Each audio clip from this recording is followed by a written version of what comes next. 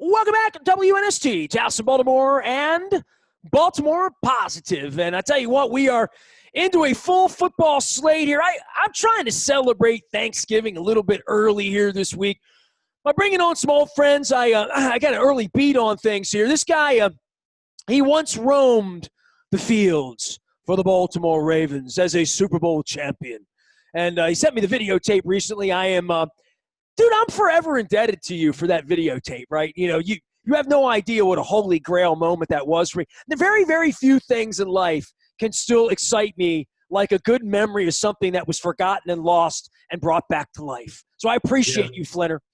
Yeah, well, I'm glad you enjoyed it. I just realized, too, I just got an email from the team that it was the 20th anniversary. So if COVID isn't bad enough, now basically, for all intents and purposes, it screwed me out of a nice weekend in Baltimore on the Ravens' dime. You and I had crab cakes at Costas all set up, man. We were all – But the 10th anniversary that they had, Steve did a great job. You know, had a great party, had us at the game, took care of us real well. So, you know, they're having something virtually, I believe, in January. But I think they're going to try to get us together for next season, which would be awesome. You think this is going to hurt Purple Rain sales, 20th anniversary? Yeah, it will. It's a whole chapter about you in there, man. 20 years later. We're still here doing this. But maybe you'll get a little rejuvenation. They'll cart the old guys in. We'll limp out onto the field. And actually, I'm not in good shape right now. About a year ago, I was in good shape. Not so much now. COVID's taking its toll on you, 62? Oh, my God, has it. Well, I mean, not only mentally, but physically. So, so that brought back that memory. So I didn't really think about it, but then I got that email and got very disappointed because I remember the last one. I wasn't going to go, but I said, yeah, I'm going to go. And it was a great time. You don't realize how much you miss those guys. And like you said, a memory brought back from the past, right? You knew about the parade and you kind of what happened, but you know, you got a chance to visualize it and remember it a little bit more in detail. Well, right, we all have our own versions of a story that took place. And getting all those guys together, those stories that we kind of had from all those different angles was fun to kind of reminisce about that. And seeing guys, you know, I'll talk, you know, some of the guys that I'm friendly with, we'll talk, but most of the guys you don't talk to at all. So, anyway, a little bit disappointed about that. So, but hopefully next year, and I got to believe they will. I mean, Baltimore has been awesome, you know, reaching out to a lot of the ex-players and, going to the games. They're always rolling some old guy in there to, you know, open up the game or putting somebody in the Ring of Honor or, you know, celebrating one of these great teams they've had in the past. So hopefully I can get down there next year. I'm rolling the videotape here, dude. You look young. It's crazy, isn't it, how young? And the silly thing, you turn the camera on me right about here, and, you know, it turns out to be one of the really crazy things. I think I turned the camera back on you at some point here. I have an hour of this, and I haven't put the whole thing up. And we're watching it right now. If you're out on YouTube, if you're listening in the car, you're just listening to us talk about a video you're not watching. But I actually live near this plaza now. So to see all these people out here on this wet day, and Flinner, I got to tell you, brother, I did not go up to Foxborough the other day. You know, I don't miss Raven Road games. Neither did your parents back in the day. You know, I drank in the upper deck with your parents and, you know, 3 different time zones and, you know, all seasons, you know, everything. How are your parents, by the way? Can I ask about them? Good. They're doing well. I think following Jake around has kind of rejuvenated them, you know, because they did follow me around. I mean, we're from Massachusetts, Western Mass. They weren't people that were going to, you know, travel to Arizona and San Francisco and Seattle and you know, Pittsburgh. And they certainly weren't going to be people in their 70s living in New York City and taking the subway and Ubering around Brooklyn and all that kind of stuff. So I think that's helped them too. So they're doing well. You know what I mean? I miss your parents, man. Can I just tell you that? Can you give them, like, extra love for me? Can we zoom them in next time I invite you on? Can you get your parents to zoom in this story? Like, that would be the best. My mom's kicking ass. She's still going. The old man's slowing down. I mean, he's a far cry from the Jell-O shot, screaming in the parking lot guy from, you know, 20 years ago. But he's still kicking around. I drank a lot of beer with your parents, and I'm not going to lie. I think they drink. Apparently, they drink a lot of beer. A lot of people, as I. And I I'm mean, like, I am that's not why going to lie. my dad ever he busts my balls. I give him a hard time. Like, you got to understand, you coming to the games and having that purpose and sitting up in section, was it 154 maybe? They got to know everybody in the section. Pete Costa from Costa knows him. He knows my parents. They sat right behind him for like 10 years. You know what I mean? Like that. That's Was Baltimore, something. man. Yeah, it was great. I mean, they were kind of ingrained in the team and the weekends and everything like that. And certainly, you know how the road trip were. Baltimore always traveled really well, and they We didn't did. forget you. So they had a really good time. I mean, I tell you, I'm sure I have told you at some point on this. When I retired, I was more worried about my parents than me, because at that point I was pretty You were beat done. up. Yeah, I mean, at least for a year or two, I knew I'd be fine not playing. Now, I miss it like crazy now. But the first year or two, I realized, like, physically, like, something's got to give. But my parents, they were just getting in the rhythm. You know what I mean? we play Denver next year. You What can't. do you mean? They still, I mean, they still went to a couple of games. They still went to Nashville for how many years? I can't remember. I mean, listen, my mom, you know, drinking, not that she didn't drink, but not to excess or for fun, from babysitting my dad for a lot of years to be the one where you had to keep an eye on in the course of a 5-year span with the Jello shots and I mean the games. I mean, she'd come in with 6 Jello shots and she'd probably smoke a pack of cigarettes, between quarters because she'd get nervous about the game. She doesn't smoke, but she would smoke at a Ravens game. She would sneak in cigarettes, or she would bum cigarettes off and smoke butts and timeouts or between quarters because she'd be stressed out about the game. Earl Weaver did that when he Yeah, managed well, I'd Orioles. imagine. For some reason, I guess. Thank God I've never smoked because I'm always nervous. So it seems to calm her nerves. But yeah, they miss it. They're doing great, and certainly they had a great time down there. Well, Foxborough the other night, I went down to Houston week 2, and I don't remember last time I had you on, probably right before the season started when the videotape arrived. And I went to Philly and I went to Washington. The Indianapolis thing, I just said, it's no fun. There's nothing fun about going to a stadium, sitting in a press box on the roof, no one there, and not being able to interact. I mean, all relationship aside, all these years later, 25 years later, we're still friends, family friends, text friends, all of that stuff. And I have so many of these relationships through the course of time. I haven't met Patrick Queen. I'm not going to meet Patrick Queen for a couple of years if I meet him at all, right?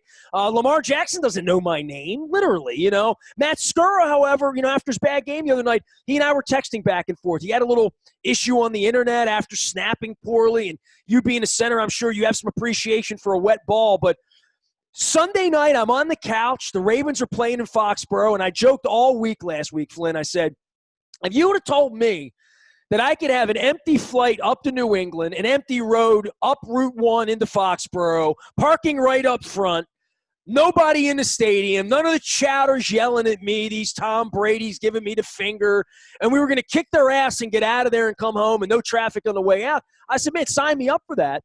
And I had all of that and a press badge to go to the game on Sunday, and I just said, I'm not risking COVID. I'm not flying into Providence. I don't need clam chowder that bad. And I sat on the couch and watching that rain and watching that circumstance. And more than that, just really a nightmarish game for the Ravens at a point where the season's now going the way of you thought you were 14-2. Now all of a sudden there's no Ronnie Stanley. There's no Nick Boyle. There's certainly no Marshall Yonda coming back at this point. It really feels like everything's sort of weirded out this year for the Ravens at this point. Yeah, I mean, it was certainly, some of the injuries up front. Campbell at the beginning of the game, then banged up during the game. That's a team, the Patriots, you want to have be stout up front. I mean, they can run the football. They're a talented group up front. They're, limited in their offense, but, that's one thing they can do well. And you being soft up front, which they were, and a lot of linebackers were catching. It wasn't a pretty game. Yeah, it was a bad loss. I mean, don't get me wrong. I don't think certainly the Patriots don't stink. I mean, if there's a 3-5 team, there's different levels of 3-5 teams. I mean, they're well coached, they're disciplined. I still think Cam Newton can run the ball, and I think he can throw the ball pretty effective. So, yeah, it was a bad loss just because of the context of it against a 3-5 team. You're trying to keep pace with Pittsburgh here. So, there needs Well, to that's be kind of some. over, right? I mean, at this point, you say keep pace. It's kind of that's relative, right? Well, it's over now, yeah, because what are they, 3 games back? I mean, it would have to be a big collapse by Pittsburgh. But, now you're trying to position yourself and you want to be playing well, certainly. But there needed to be a development of the offense, right? And the Patriots certainly are similar to the Ravens now with Cam Newton and how they attack offensively. They're not necessarily the most skilled guys on the outside making those type of plays. So, if that offense, if you're not running the ball well, it's not the best offense. I mean, you got to be pretty efficient.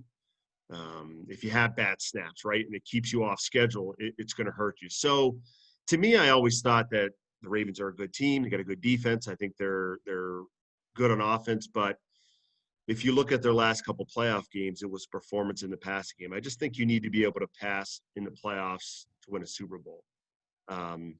As good as those Ravens teams were with Joe Flacco when he was young, and you think of those teams, right? You think of a running game, a great defense. But when they made the run in the Super Bowl, what happened?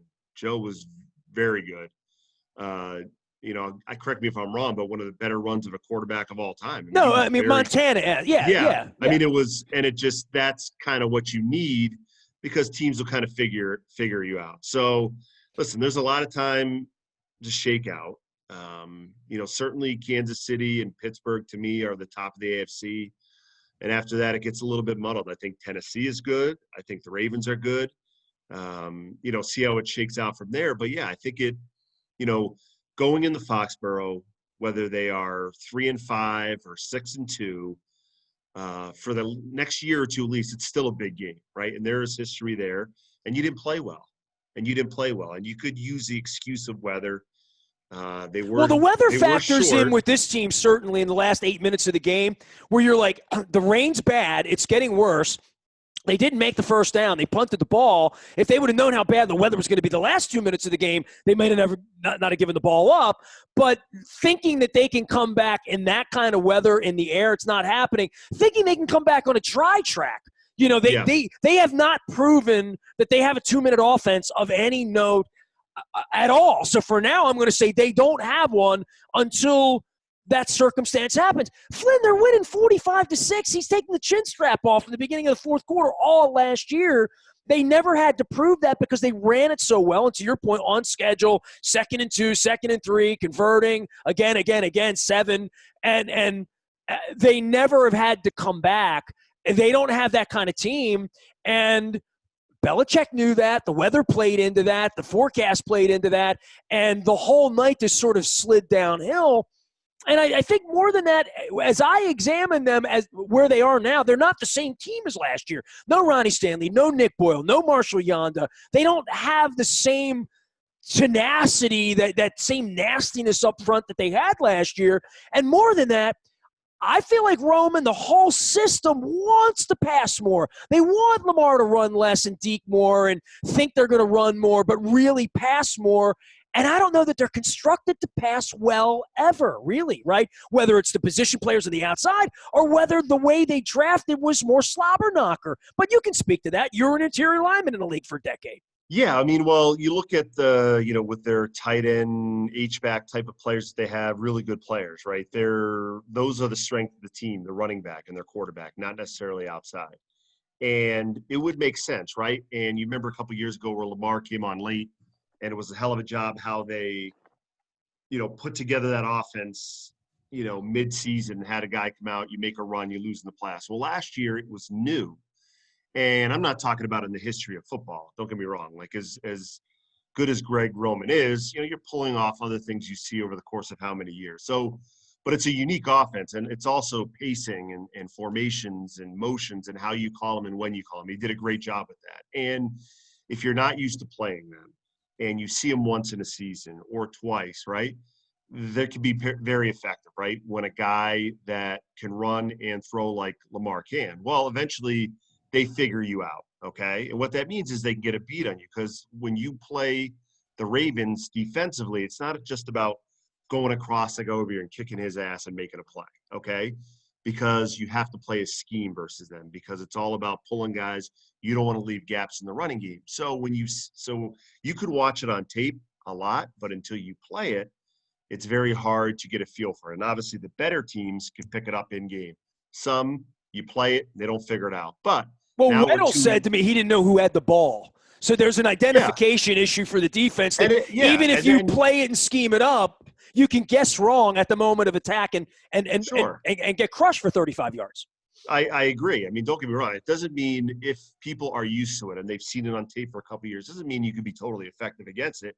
You still need to make plays and be disciplined, but you're just more aware of it. You're better at. And so, we see in the playoffs how it does get squeezed down a little bit and plays need to be made in the passing game. So it makes sense that going into this season over the course of 16 games, you would want to expand in that passing game, make it more effective. And that's something where maybe the personnel isn't quite there, or maybe it's a little bit of growing pains. But in the long run, whether you win the division or you're the third or fourth seed, if you feel confident in that part of your game, you're going to be better in the playoffs in the long run, in my opinion. I just think you need to throw the ball effectively. Now, we'll see. Lamar Jackson can throw the ball. I don't know how good he is. I don't know how effective he can be. Like, I don't think he's as good as a thrower as Cam Newton is.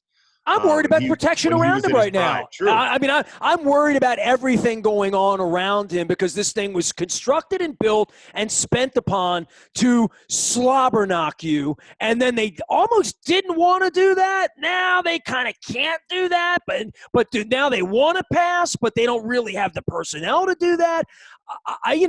Talk about the loss of Ronnie Stanley and Nick Boyle in this offense, Flynn, and Marshall, right? Like Marshall, right? You and I talked about him last year and the loss and what's it going to mean? Well, take a Hall of Famer away. You were around with Ogden. I mean, our act was a lot different without J.O. out there, right? Yeah. Well, I mean, if you just talked about their style of offense, right, and what they hang their hat on. So when you lose guys at that position – for whatever reason, and you need to go with somebody else, they may fit that mold or what you're looking for, but they're not the same player. Just like if the Chiefs with that offense, right? Pat Mahomes is a lot of great things. Is that a good offense without Pat Mahomes? Yeah, the basis of it, Andy Reid, but it's not going to be as effective, right? When you get to that professional level, it's not plug and play, okay? You don't have a 5-star freshman that coming from Alabama, you could just put in there and he's good as the starter. It doesn't work like that at that level. So certainly, when that's your bread and butter, that's how you make yardage. You lose players at that position, it's going to hurt you. And as they expand, Staley could do it all, though. Obviously they don't give him that kind of money just because he can, put his hand in there, knock somebody off the ball 4 or 5 yards. I mean, he could pass buck, he can do it all. So, yeah, I mean, most offenses, right? You want to have skill guys. I mean, those are the guys that make plays for you. You win games, but the guys up front are a big part of why that happens. And when you get into that running game, those 2 or 3 extra yards because a player's better matters. If you're going to get into that deep play action running game, you got to have guys up front that could sell the run but hold up. When you start getting, when they're on, they get those deep drops, meaning, you fake the handoff, you're dropping 7 steps back, right? That takes time, right? You need a guy that can really hold up front to let those plays develop.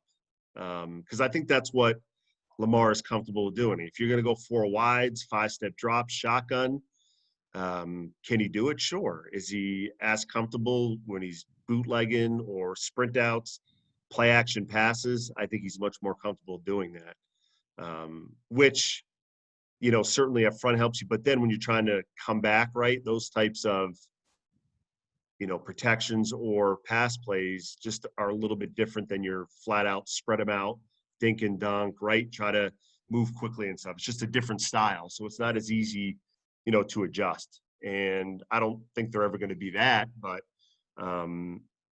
certainly, that's something they're going to have to do, but I don't know if they have the personnel for that on the outside. Yeah, I'm a little worried, about them as a Super Bowl contender. Are they a 10-11 win contender? Sure.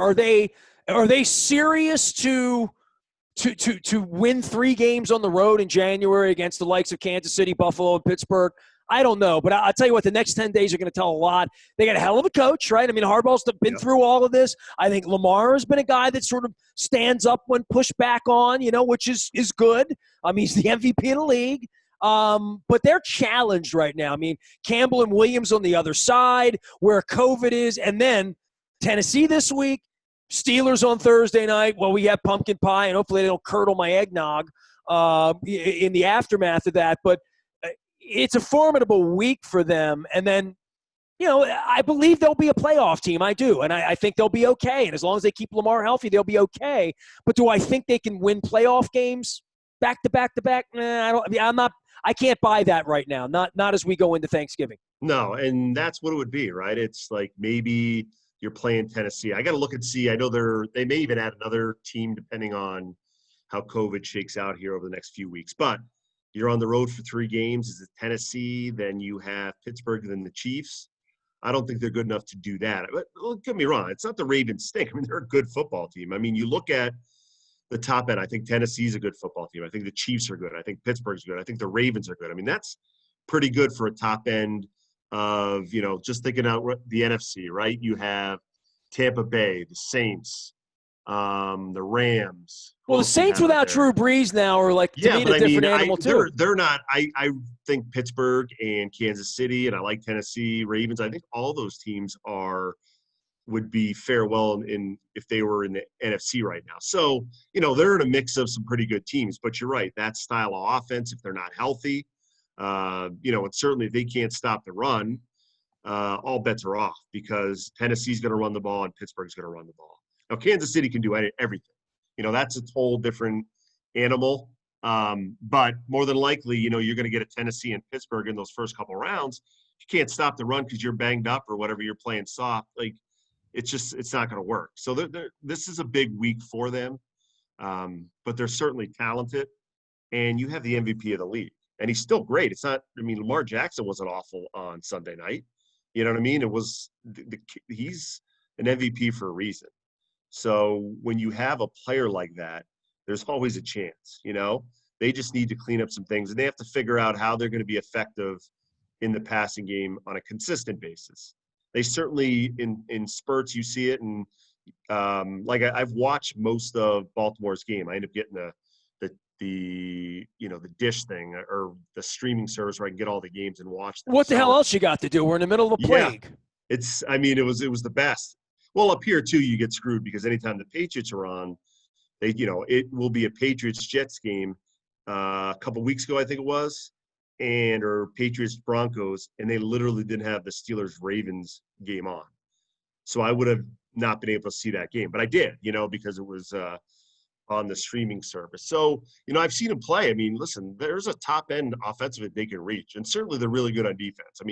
The way they get kind of bullied around Sunday night was not the norm, which wasn't good to see. And it could be, you don't have a guy like Campbell up front. I've played him. He's a good player, but he's also sets a tone, in terms of leadership and stature and how he can rally those guys.